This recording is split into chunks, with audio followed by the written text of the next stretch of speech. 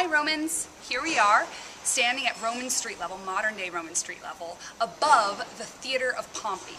Now there were laws at the time that forbade the building of stone theaters because the Romans were concerned that maybe it would create immoral behavior, and it was just kind of a little bit like, you know, maybe people got a little out of hand at the theater.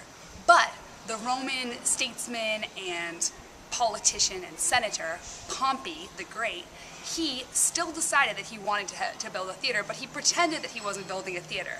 He built this structure to make it kind of look like a temple, and it was a temple to Venus, and it had stone seats. Well, they were basically stone steps that curved and ended up actually looking a lot like seats of a theater.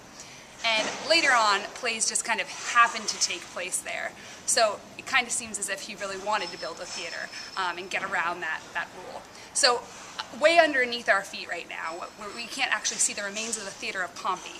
Those are built into the basements of these buildings around us.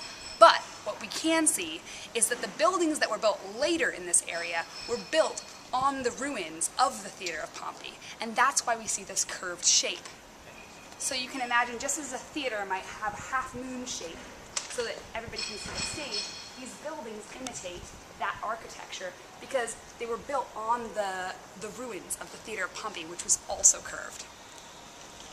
The Roman poet Ovid actually advises young men and women to meet at this theater, in the Theater of Pompey, and to basically just try to get to know new people and maybe compliment each other's looks, and he definitely recommends this as a good spot to hang out. There aren't any plays here today, but it's still a great place to visit.